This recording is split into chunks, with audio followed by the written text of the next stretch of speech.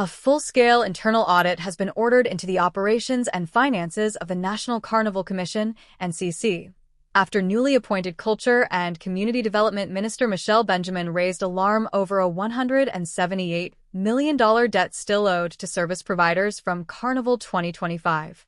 This comes just 1 week after the swearing-in of a new board of commissioners, and amid revelations that although the NCC secured and spent a $200 million loan earlier this year, the majority of stakeholders have yet to be paid. Minister Benjamin has summoned the board to a high-level meeting on July 29th, where they will be expected to submit a detailed audit report along with corrective proposals aimed at stabilizing the Commission's financial and operational affairs. There will be no tolerance for financial mismanagement or delay under my watch, Minister Benjamin stated. The internal audit must provide a full accounting of NCC's current state, and we must act urgently to restore transparency, accountability, and trust.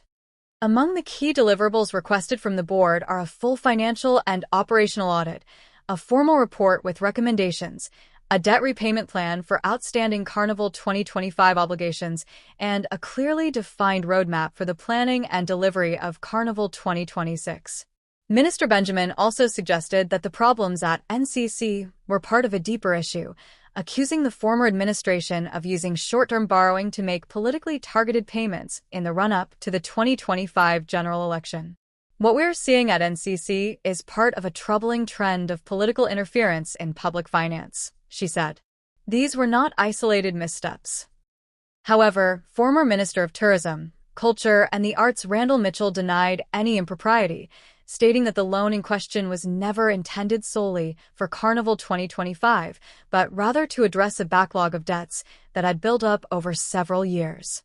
Mitchell said, "The minister appears to be laboring under the misunderstanding that the $200 million loan was specific to this year's Carnival. That is simply not true.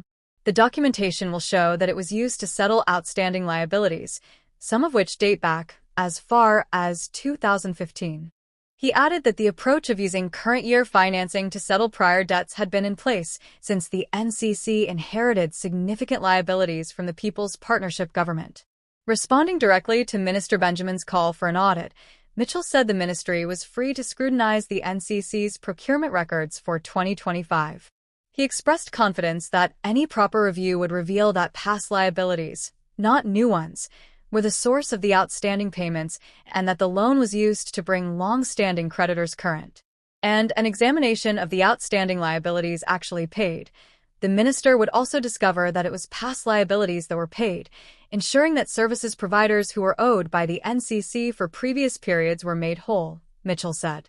And to the question as to why there would be outstanding balances, while the Budget Division of the Ministry of Finance does a creditable job of budgeting for the upcoming fiscal year, the Budget Division cannot contemplate the vicissitudes of market forces during the Carnival season. Therefore, there will be occasions when the NCC would be required to incur additional liabilities over and above the allocated amount in order to properly discharge its mandate.